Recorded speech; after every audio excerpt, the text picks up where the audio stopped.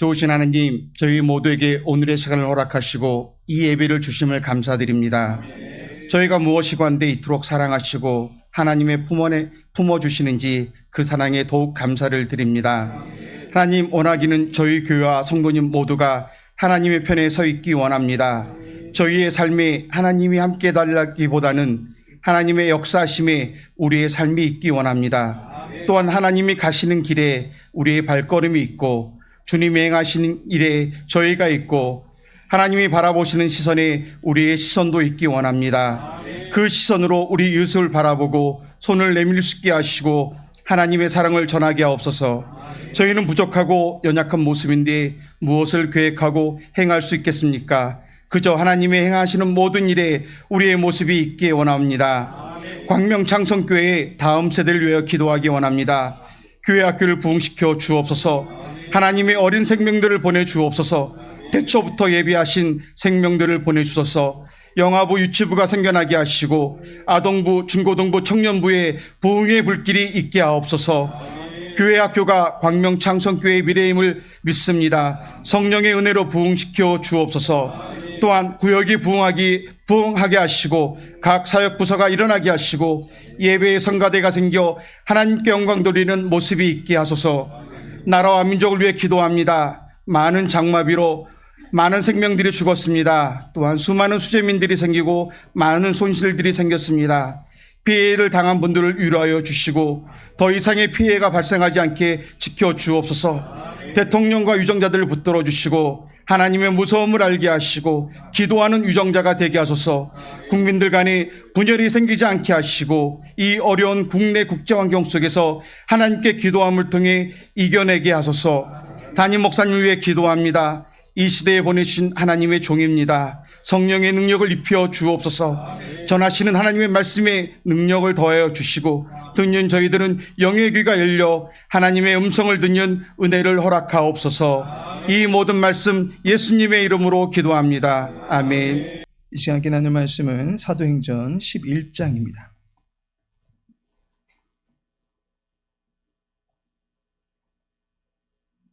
신약 206페이지 사도행전 11장 1절에서 18절까지의 말씀입니다.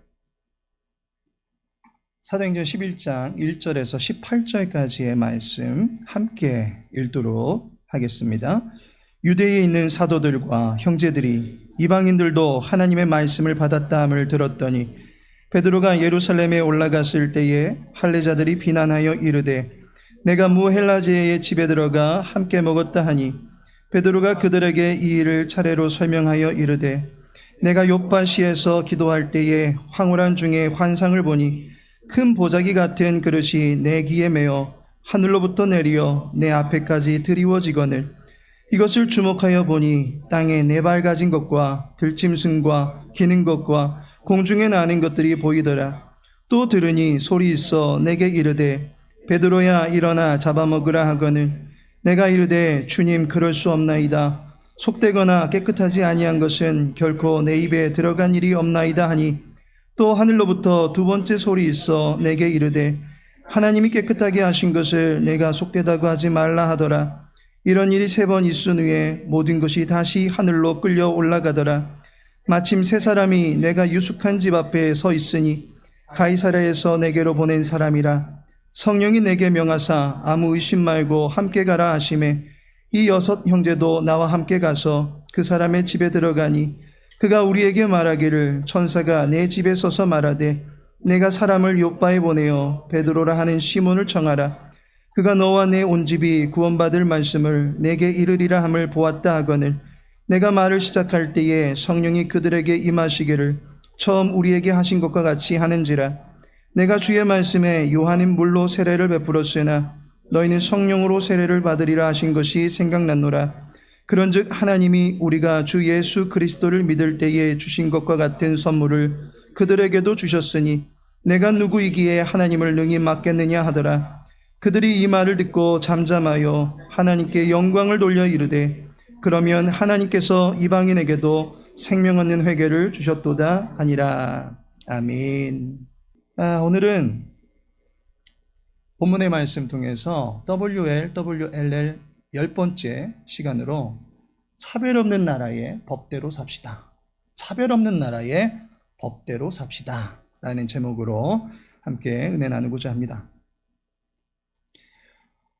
흑인에게 니그로, 흑형 또는 깜시라고 하는 것은 매우 신뢰가 되는 표현이 됩니다. 미국에는 한때 흑인을 원숭이처럼 여기면서 차별하는 법이 있었습니다.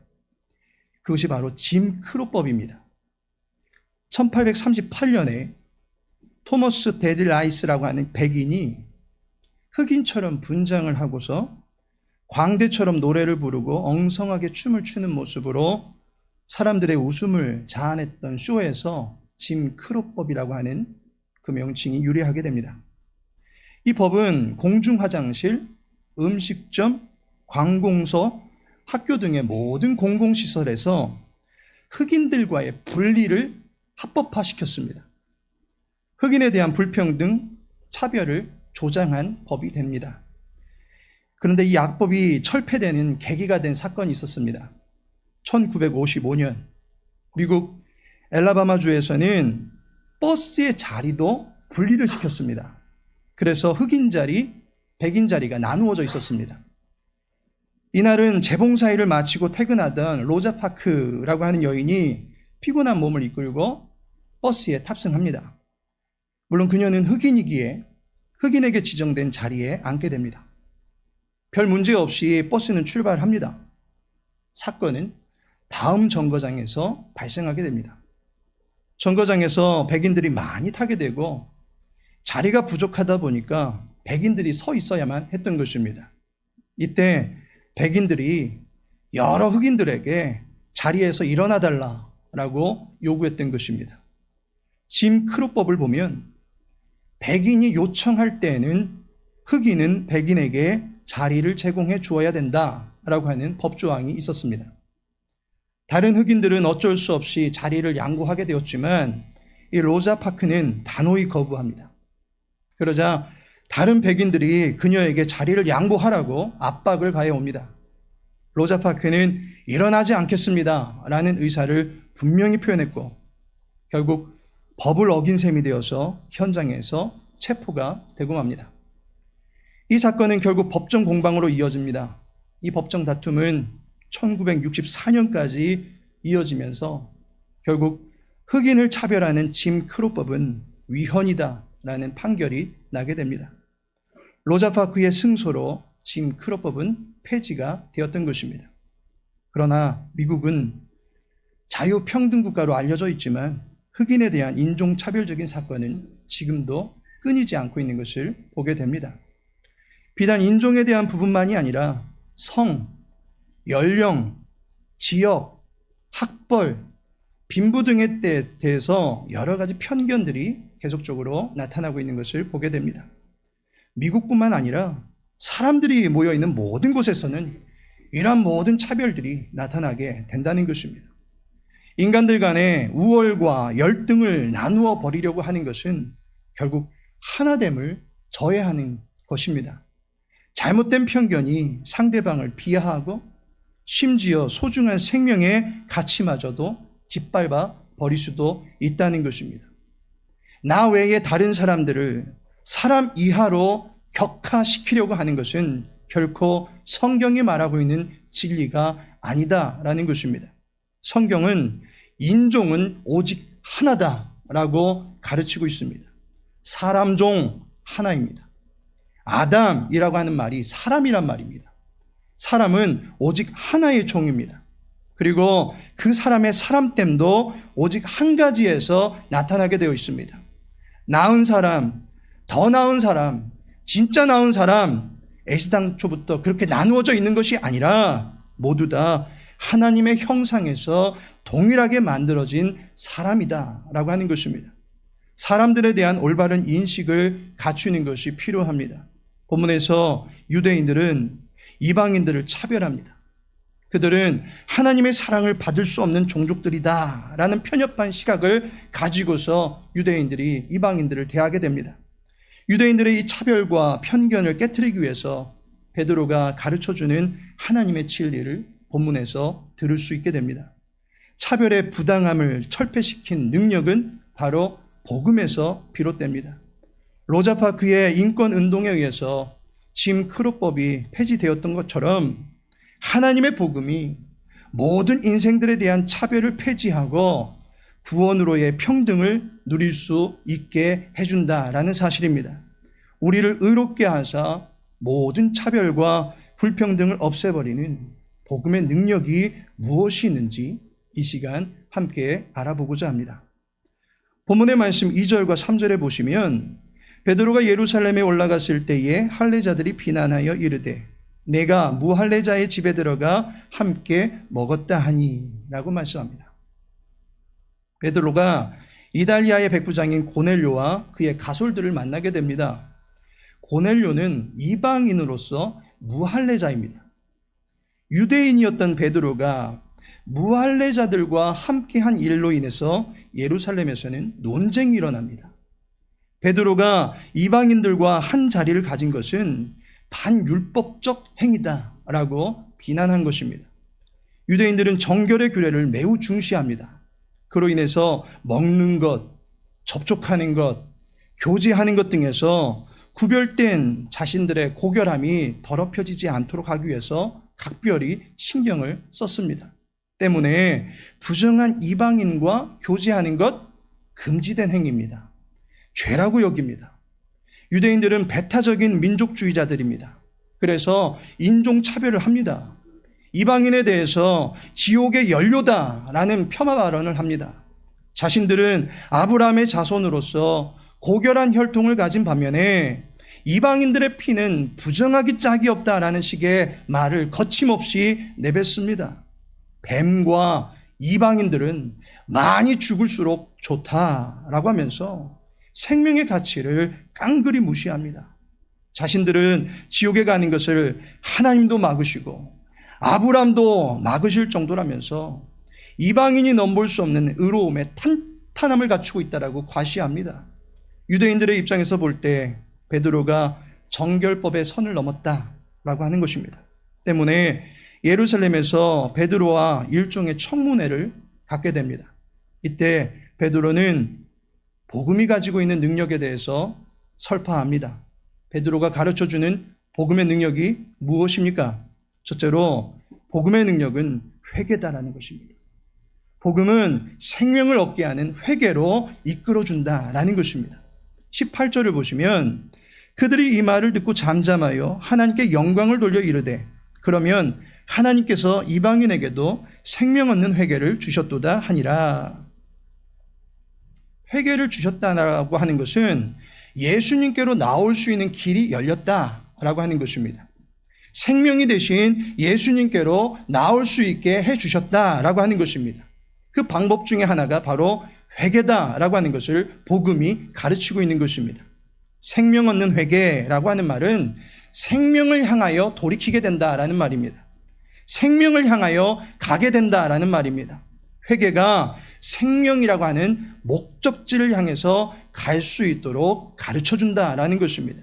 복음은 지금 내가 가고 있는 길이 잘못되었다라고 하는 것을 알려줍니다. 내가 향하고 있는 이 길의 끝은 사망이다라고 하는 것을 가르쳐줍니다. 그리하여 이대로는 안 되겠다, 이대로 있다가는 죽고 말겠다라고 함을 인식하게 만들어서 그 길에서 회개할 수 있도록 종용하는 것이 복음의 능력입니다. 누가복음 5장 32절에 보니 내가 의인을 부르러 온 것이 아니요 죄인을 불러 회개시키러 왔노라 라고 말씀합니다. 복음은 우리의 지정의를 파고 들어옴으로써 우리의 전인격적인 변화를 불러 일으킵니다. 거짓을 분별할 수 있는 진리의 능력으로 우리의 지성을 변화시켜 줍니다. 사망의 꼭두각시로 지냈던 그 시절들을 애통하면서 하나님의 사랑에 목말라 하는 거룩한 정서가 되게 만들어 줍니다. 나태함과 게으름으로 늑장을 부렸던 의지에 무력함에서 우리를 건져 줍니다. 회개는 그러한 차원에서 두 가지 성격으로 나타나게 되더라는 것입니다. 첫 번째가 회개는 애통하게 합니다. 기쁨의 소식이 복음인데 반해서 그 소식을 들을 때 우리는 애통하게 된다는 것입니다. 마태복음 5장 4절에 보니 애통하는 자는 복이 있나니 그들이 위로를 받을 것이며, 애통하는 자가 복이 있다는 것입니다. 복이 있는 자는 애통하는 자다라는 것입니다. 복음이 애통을 말하고 있습니다. 여기서 말하는 애통은 집값이 떨어졌다고 슬퍼하는 그런 수준의 것이 아닙니다. 자기의 자식이 성적이 떨어졌다고 또는 세금 폭탄을 맞았다고 해서 나오는 슬픔이 아닙니다. 참된 회개를 시행함에 따라서 죄를 아파함으로써 애통하게 되는 것입니다. 이러한 애통은 하나님의 위로를 유발시킵니다. 하나님의 위로하심은 우리에게 긍휼로서 작용케 되고 우리를 용납해 주시는 하나님의 사랑을 경험케 만들어주는 것입니다. 따라서 우리는 복음을 들을 때에 자기의 죄를 아파함과 하나님의 마음을 아프게 했던 자기의 어리석음을 보면서 애통하게 되는 것입니다. 두 번째로 회개는 기쁘게 해줍니다. 누가복음 15장 10절에 보니까 내가 너희에게 이르노니 이와 같이 죄인 하나가 회개하면 하나님의 사자들 앞에 기쁨이 되느니라. 회개는 하늘의 멤버십을 갖출 수 있게 해주는 것입니다. 하늘의 입국 심사는 회개를 통과할 때 가능한 것입니다. 하나님의 나라에 입적한 자는 비로소 기뻐하게 되는 것입니다. 거룩한 양자가 되었다라고 하는 사실이 기쁨의 소식이 되는 것입니다. 하나님의 나라에 결코 들어갈 수 없을 것 같았던 무능한 내 자신을 긍휼과 자비로 받아주신 하나님의 허락하심에 기뻐 뛸 수밖에 없는 것이 회개하는 자에게 주시는 기쁨입니다. 회개는 우리의 지정의가 하나님께서 받으시는 양태로 변화되어진 것에 대한 기쁨을 선사해 주는 것입니다. 두 번째로 복음의 능력은 사랑입니다. 복음을 믿는 자는 그 누구도 막을 수 없는 하나님의 사랑을 받게 해줍니다. 17절을 보시면 내가 누구이기에 하나님을 능히 막겠느냐 하더라. 베드로가 결론으로 내놓은 이야기입니다. 내가 하나님 막을 수 있겠느냐라는 것입니다. 더 나아가서 우리는 하나님 막을 수 없다라는 것입니다. 이방인을 사랑하시는 하나님의 그 사랑을 제지할 수 없다라는 것입니다. 베드로는 이방인 고넬료와 식사를 합니다. 식사교제라고 하는 것은 더불어 먹음으로써 서로 함께 한다라고 하는 것을 공증하는 예식입니다. 이에 따라서 할례자와 무할례자가 어떻게 함께 할 수 있었느냐라고 하는 문제가 제기됩니다. 부정한 이방인과 함께하면 유대인은 부정해질 수밖에 없다는 것입니다. 율법을 어기게 된다는 것입니다. 그러자 베드로가 자기 자신도 정결의 규례를 모르는 사람이 아니다라고 합니다. 정결한 것과 부정한 것을 구분 못하는 사람이 아니다라는 것입니다. 그런데 정결과 부정의 기준이 우리에게 지금 잘못 적용되고 있다라고 하는 것을 가르치고 있습니다. 유대인들은 할례나 무할례냐라고 하는 종교적인 흔적의 유무에 따라서 사람의 부정과 정함을 구분하고 있습니다. 또한 유대인이냐 이방인이냐라고 하는 인종적인 조건을 가지고 부정과 정함을 구분하려고 하고 있습니다. 그러나 이것은 인간의 생각이다라는 것입니다. 하나님의 생각은 그것이 아니다라는 것입니다. 애시당초 정함과 부정함의 규례도 하나님이 정해주셨던 것입니다. 구별된 백성으로서의 선을 하나님께서 정해주셨던 것입니다. 하나님이 정함과 부정함을 정해주셨듯이 사람의 정함과 부정도 누가 정할 수 있습니까? 우리는 어느 누구도 부정하다 해서 함부로 사람을 여길 수 없다라고 하는 것입니다. 나를 비롯해서 모든 이들은 회개를 통하여 정함의 상태로 변화될 충분한 가능성들이 있는 사람들입니다. 하나님이 정하게 하신 자를 그의 조건만을 따져가면서 내가 함부로 부정하고 무시하고 격하시킬 수 없다라는 사실입니다. 때문에 베드로는 내가 누구이기에 하나님을 능히 막겠느냐라고 했습니다. 막겠느냐라고 하는 것은 방해한다는 말입니다. 하나님의 하고자 하시는 일, 고넬료와 같이 비록 그가 이방인이라 할지라도 하나님의 복음을 들려주시기로 작정하시고 그 복음의 능력으로 구원을 경험할 수 있도록 예정해 주셨는데 내가 어찌 그 일을 방해할 수 있겠느냐라고 하는 것입니다. 복음은 하나님이 사랑하시기로 작정한 사람들의 강철과 같이 완고한 그 심령 깊숙이 파고들게 만드는 사랑의 화살과 같은 것입니다. 우리는 죄된 생각들로 인해서 와르르 무너지는 자신의 모습에 실망할 때가 있습니다. 죄라고 하는 것이 우리를 그렇게 단번에 무너뜨릴 수 있는 능력이 있다면 그 죄의 머리를 짓밟으실 수 있는 하나님이 우리를 단숨에 일으켜 주실 수 있다라고 하는 믿음은 왜 갖지 못하는 것입니까? 골골대고 아파 죽겠는데 병원에서 제조한 약을 부랴부랴 한숨에 들이킵니다. 그 약에 의해서 금세 몸이 호전되고 건강을 되찾기는 했는데 우리의 인생의 치유자가 되시는 하나님께서 주시는 복음의 메시지가 우리의 삶을 단번에 회복시킬 수 없겠습니까? 복음은 단숨에 우리에게 정결함과 회복의 효능을 미치게 하는 하나님의 능력임을 믿으시기 바랍니다. 베드로가 말씀을 시작할 때 이미 성령 하나님은 불과 같이 고넬료에게 임하였습니다. 그 장면을 보니까 15절에 내가 말을 시작할 때에 성령이 저희에게 임하시기를 처음 우리에게 하신 것과 같이 하는지라. 마치 지금 막 끌어넘치려고 하는 그 임계점에 극에 다른 그 상황처럼 지금 말씀이 선포되는 즉시 하나님은 뚜껑을 열어 제치고 팔팔 끓는 그분의 사랑을 고넬료와 그의 가정들에게 아낌없이 부어주셨다라고 하는 것입니다. 가장 좋은 것을 주시면서 그의 가정의 모든 가솔들을 자녀로 삼아 주신 것입니다. 하나님의 이 사랑을, 이 뜨거운 사랑을 누가 막을 수 있겠습니까? 복음은 아무도 막을 수 없는 하나님의 사랑입니다. 마지막으로 복음의 능력은 구원입니다. 복음은 우리 모두를 구원의 자리로 이끌어줍니다. 구원은 높고 낮음이 없습니다. 우리 중에 어느 누구가 내가 받은 구원은 금멸유관 구원이고 저 사람이 받은 구원은 개털모자 쓰는 구원입니다 라고 말할 수 있는 사람이 있습니까? 구원은 하나님의 일입니다. 하나님이 하신 일이 존귀하고 영광된 것일진데 어찌 그 일에 개털모자를 들이대면서 귀함과 천함을 구별하려고 하시는 것입니까? 우리 모두에게 임한 구원은 하나님이 그의 사랑하는 아들 예수님을 통해서 주신 영원 절대가치의 능력임을 믿으시기 바랍니다. 복음은 우리를 위한 십자가가 갈보리 언덕에 세워졌다라고 하는 것을 가르쳐 줍니다. 십자가가 세워진 높이는 모든 사람들에게 똑같습니다. 어떤 사람은 더 높은 곳에 꽂혀진 탄탄한 십자가의 은혜가 주어지고 어떤 이에게는 구석 후미진 곳에 꽂혀진 낡아빠진 십자가의 능력이 임하는 것이 아닙니다. 예수님이 달리신 십자가는 차별적으로 그 은택이 제공되는 것이 아닙니다. 만민이 볼 수 있는 동일한 자리에 세워졌습니다.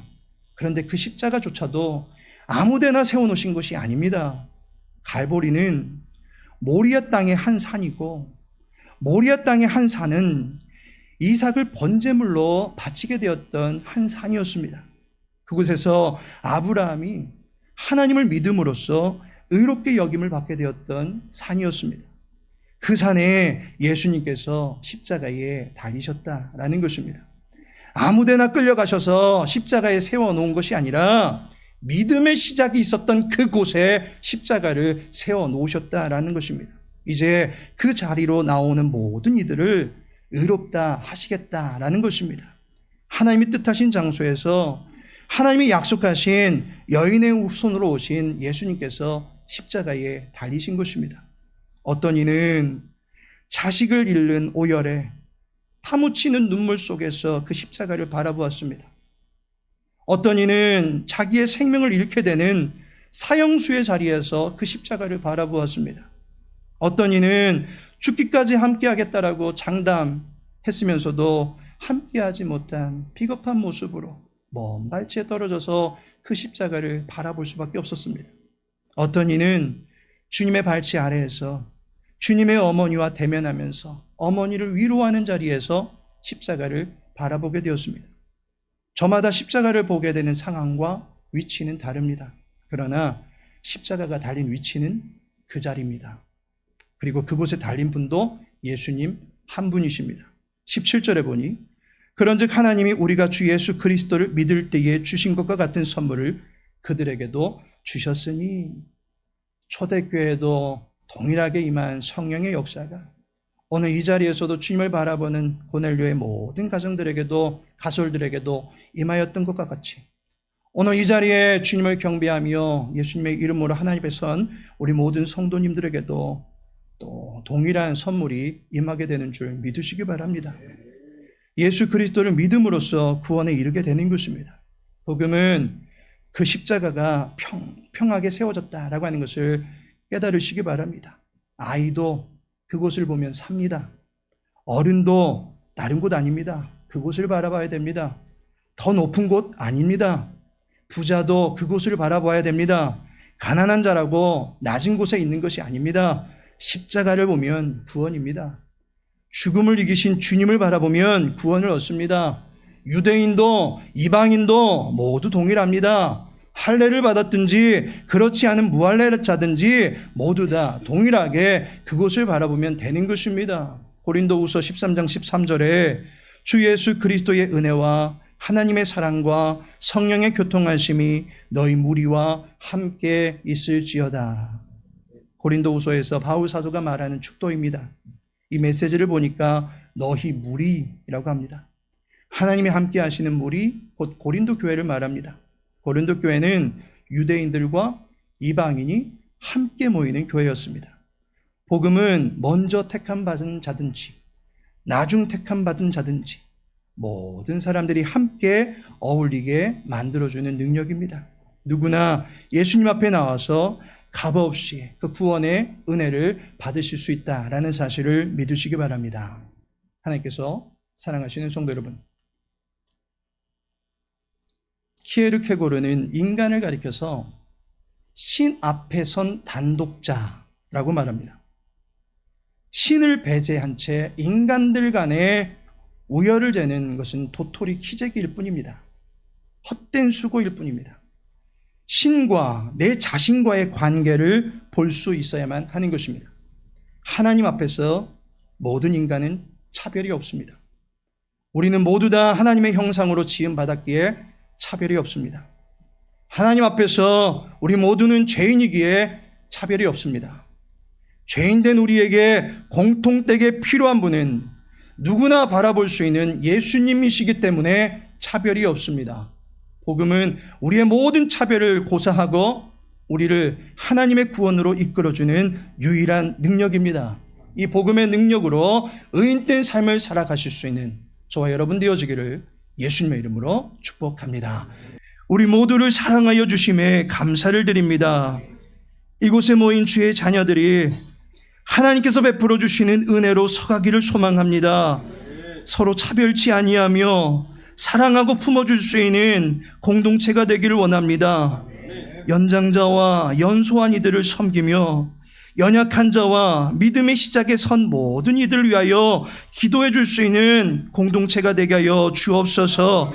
복음의 능력만이 나타나게 하여 주시어서 외모로 사람을 취하지 아니하며 하나님의 마음으로 서로를 대할 수 있는 인격 공동체가 될 수 있도록 도와주시옵소서. 한 주간의 모든 삶 가운데도 하나님의 은혜가 나타나게 하여 주시옵소서. 특별히 폭우로 인해서 이 땅 곳곳에 많은 사고들이 일어나고 있습니다. 아버지 하나님, 이상기후로 인해서 불가항력적인 이 모든 어려움들 앞에 하나님의 은혜와 긍휼과 자비만을 구하오니 이 땅의 교회들의 부르짖는 기도에 귀 기울여 주시옵시고 이 땅을 살려주시옵시고 다시금 하나님의 은혜 가운데 세워져가는 복된 나라 민족이 되어줄 수 있도록 도와주시옵소서. 서로 간에 차별하고 미워하는 갈등들은 사라지게 하여 주시옵소서. 주시옵시고 주 예수 그리스도의 마음으로 하나 되어줄 수 있는 복된 민족이 되어줄 수 있도록 은혜 베풀어 주시옵소서. 주의 교회를 살려주시기를 간절히 소망하며 또 주의 나라를 세워주시기를 간절히 소망하며 또 오늘 이 시간 주의 제단 가운데 나와서 함께 예비한 우리 사랑하는 모든 지체들 한마음 한뜻이 되어서 늘 하나님의 기쁨 되어 살아갈 수 있도록 도와주시기를 간절히 소망하며 예수님의 이름으로 기도합니다. 지금은 성자 예수 그리스도의 은혜와 성부 하나님의 크신 사랑과 성령 하나님의 내주 교통 인도 위로하심이 차별 없이 서로를 대하며 살아가기로 결단하는 주의 백성들 위해 또 주의 복음으로 그 심령을 어루만져 주시기 위하여 오늘 이 자리에 함께 예배드릴 수 있도록 초대하사 함께 예배한 우리 사랑하는 정성의 권사님의 모든 삶 위에 이제부터 영원까지 함께 하실 지어다. 아멘.